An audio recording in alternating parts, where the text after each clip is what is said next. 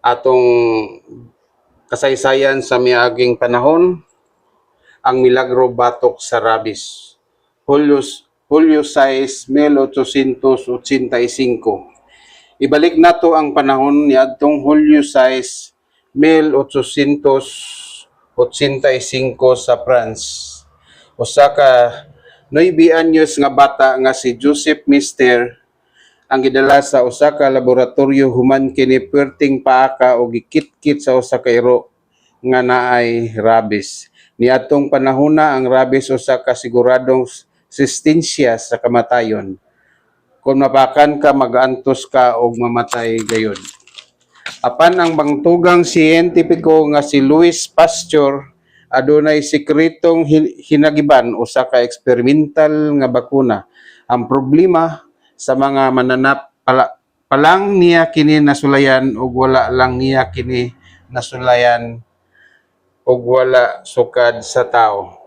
Kung mapakya siya, mamatay ang bata o mapriso siya. Ang kalampusan, bisan pa sa kahadlok, gipadayon ni Pasteur ang pag-injeksyon sa bata sulod sa 13 ka adlaw. Ang resulta, naluwas ang bata nga wala na siya nasakit. O kini ang nahimong unang malampuson bakuna batok sa rabies sa kasaysayan. Tungod niining adlaw, milyon-milyong kinabuhi ang naluwas hangtod karon. Gikan sa France, moambak kita sa Pilipinas. Niadtong Hulyo 6, 1949, natawo sa Oriental Mindoro ang usa ka bata nga umabot pamilyar kaayo ang tingog sa matag pamilyang Pilipino, si Manuel Noli de Castro Jr. o nailhan nga Kabayan.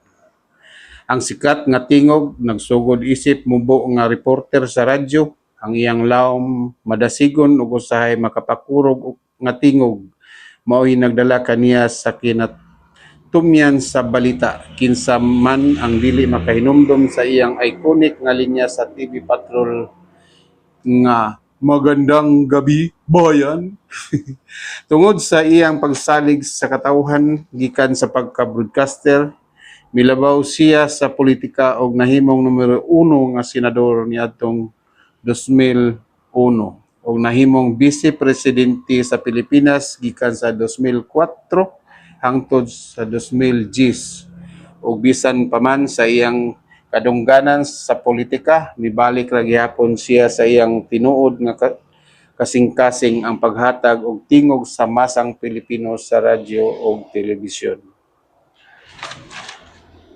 Duha ka managlahing istorya sa usa ka pitsa, usa ka siyentipiko nga miluwas sa kinabuhi sa bata ug usa ka magsisibya nga nahimong tingog sa nasod. Karon nahibalo na mo, kinsa man sa duha mas naghatag kaninyo og inspirasyon.